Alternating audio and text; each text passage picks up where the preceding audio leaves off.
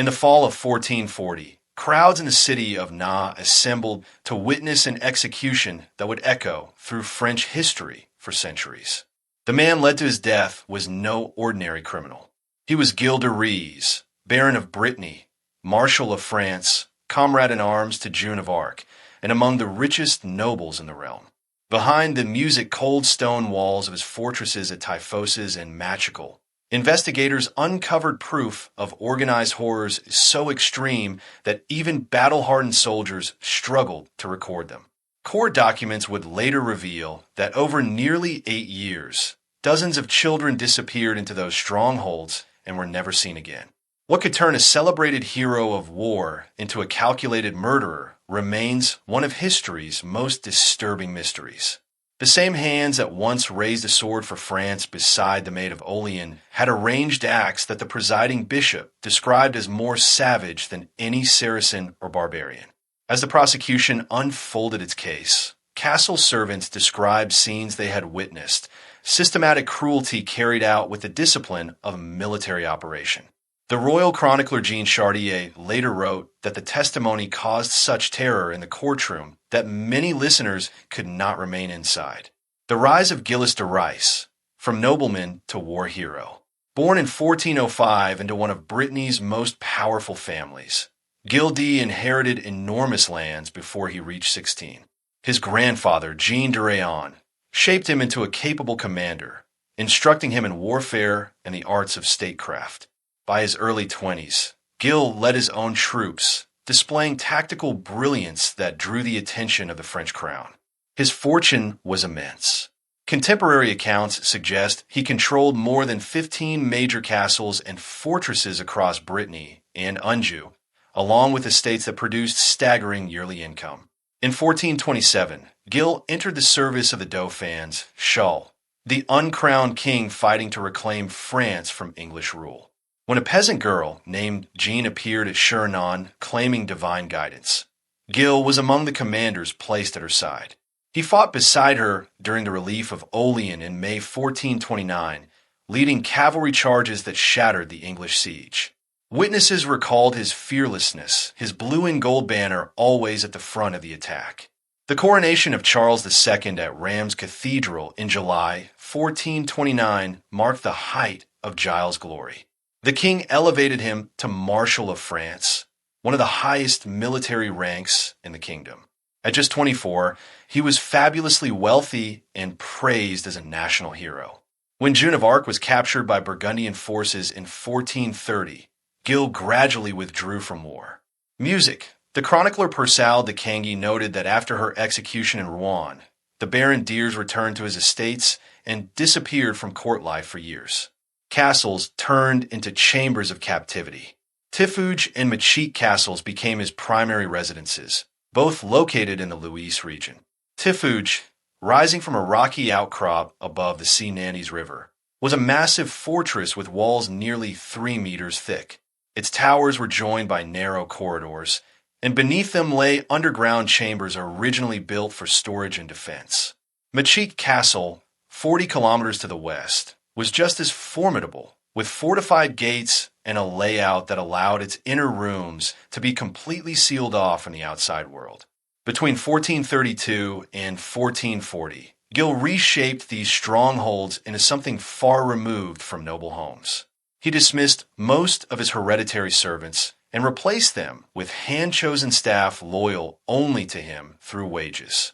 The Italian mercenary Henriette Gris and the cleric Franuus Priati became his closest allies, overseeing the daily operations of both castles.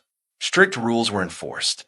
Certain chambers were forbidden to everyone except his inner circle. Servants were barred from entering tower rooms without direct permission, and guards were ordered to block access to selected corridors.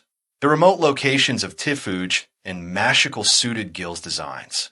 Both stood far from large towns, surrounded by forests and farmland where his authority was unquestioned. Local families depended on him for work and protection. When children began to vanish from nearby villages, few dared accuse their lord. According to trial testimony, his servants recruited victims by promising work as pages or household attendants, assuring families their children would receive education and opportunity. Witnesses later revealed a carefully organized system.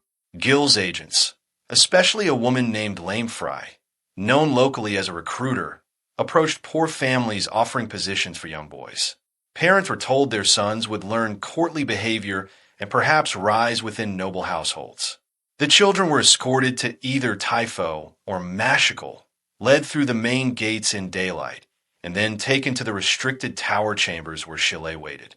Once inside those rooms, they would never leave alive. Torture methods in the castle chambers of Gilles de Rais.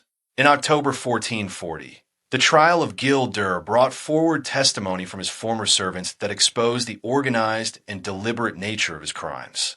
The prosecution relied heavily on sworn statements from Oriad Gran Carrillo, known as Poitou, and other household members who had either taken part in or directly witnessed the horrors.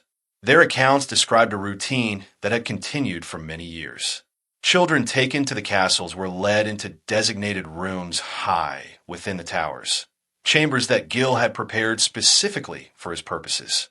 These depositions outlined acts of extreme cruelty carried out in a controlled, almost ceremonial fashion. Henriette Gris testified that Gilles used multiple methods to inflict suffering before finally ending the lives of his victims. One common practice involved binding the children and suspending them inside the chambers, leaving them completely helpless while further torments were carried out. The servant stated that Gilles would often remain with his victims for long stretches of time, sometimes entire afternoons, before they were killed.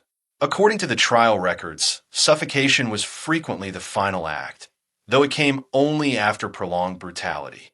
These sessions occurred in the upper rooms of the castle towers, spaces that could be locked and kept isolated from the rest of the household. Testimony revealed that Gilles kept a collection of tools in these chambers: iron hooks, cords, and various restraints, always prepared for use. Poitou's deposition stated that Gilles personally chose the instruments before calling a victim into the room.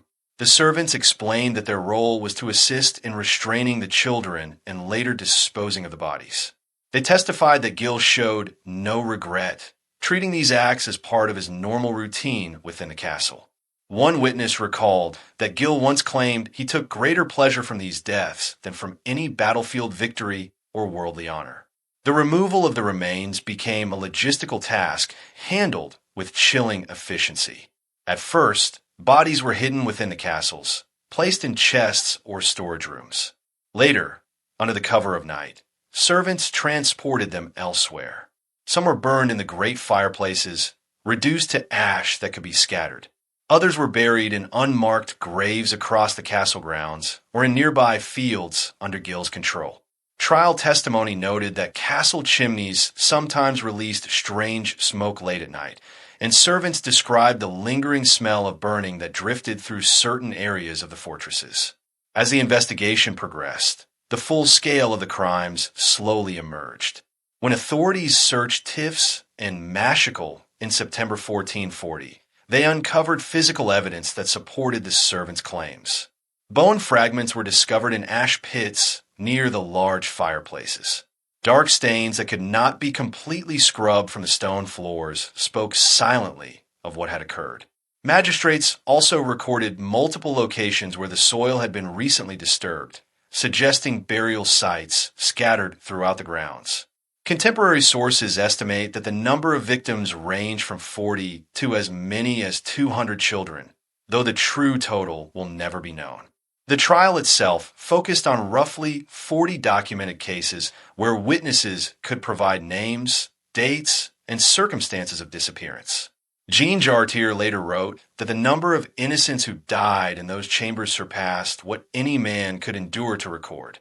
The methodical nature of these crimes, carried out over nearly a decade behind the security of Gilles' own fortresses, revealed a mind that had twisted military discipline and organization into instruments of unimaginable cruelty. The fall and execution of Gilles de Rais at Nantes. Gilles' downfall did not begin with the murder accusations, but with a separate act of violence that gave authorities the legal power to move against him. In May 1440, during a property dispute, he seized a cleric named Jean Lefferin, dragging him from a church in the town of Saint-Dié-Mort. By violating ecclesiastical sanctuary, Gilles provided the Bishop of Nah, Jean de Malisto, with grounds to press charges. Once the investigation opened, long-whispered rumors about missing children finally reached officials willing to act. The bishop formed a commission to examine the claims.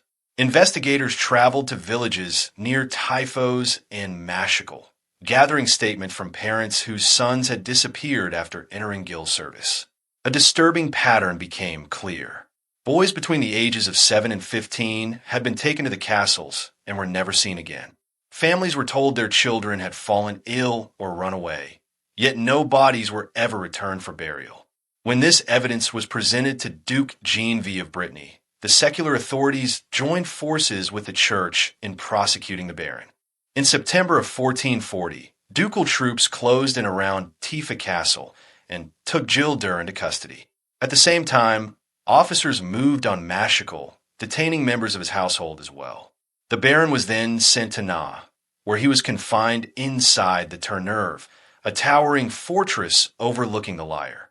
The trial opened on October 8th before a church court led by Bishop Malesroit, with secular charges scheduled to follow under Pierre d'Apital, president of the Brittany Parliament. At first, Gilles preserved his aristocratic composure, rejecting the court's right to judge a marshal of France. When the charges were formally read, murder, perverse acts, heresy, and violation of church protection, he dismissed the entire process as illegitimate. The judges answered by threatening excommunication, a punishment believed to condemn his soul forever. This warning shattered Gilles' resolve. On October 21st, he stood in open court and confessed publicly, detailing crimes so disturbing they stunned even the seasoned jurists. According to the transcript, he wept as he spoke, claiming he was driven by urges he could not control. His closest servants, already broken under torture, confirmed his account. Henriette and Poitou gave names, described incidents, and explained the methods Gilles had used. The court heard how he defended his actions by saying the children meant nothing, that their humble birth made them expendable. He admitted to killing many himself, recounting his disturbing physical contact with them before their deaths. The bishop's notary struggled to keep up, later writing that such evil seemed beyond human limits. Yet once his resistance collapsed, the baron confessed everything without pause. On October 25, 1440, the verdict was delivered. Gilles D. was found guilty of murder, immoral conduct, heresy, and violating the sanctity of the church. He was sentenced to be hanged, then burned. However, because he had confessed and shown what appeared to be remorse, the court allowed him the mercy of Christian burial afterward, a rare concession given the scale of his crimes. His servants, Henriette and Pou, received the same punishment without burial, their lower status granting them no mercy. The execution occurred the next day, October 26th, in a meadow outside, known as the Prairie de la Madeleine. A massive crowd gathered, including parents of the missing children. 3 gallows stood ready. Gilles wore white robes, a sign of penitence. Before stepping onto the scaffold, he addressed the people, urging parents to discipline their children and shield them from corrupt influences. At midday, he was hanged alongside Henriette and Poitou. Witnesses said Gilles died quickly, the sentence carried out with final certainty. His body was removed before the fire could consume it, honoring the promise of burial. The servants' bodies were left to burn to ash. Gilles de Rais was laid to rest in the Carmelite Church of Nah. By order of the Duke, the most infamous chambers of both Typhos and Machical castles were sealed, though neither fortress was destroyed. They remained standing, grim reminders of how deeply evil can grow behind walls of privilege and power. In the years that followed, Gilles D. became a warning figure in French history, his story retold as a lesson about unchecked authority and moral decay. Later writers tried to explain how a celebrated war hero fell into systematic murder, but the trial records offered no comforting answers. Only the stark account of what occurred inside those chambers and the 40 or more young lives lost there. The The question that haunted France still echoes today. When did the companion of Joan of Arc become a monster of tie forges? Was it a slow corruption, or did darkness always exist beneath the heroic image, waiting for isolation and opportunity to surface? The testimony points not to madness, but to calculation. The organized procurement, the prepared chambers, the efficient disposal. These reveal planning, not impulse.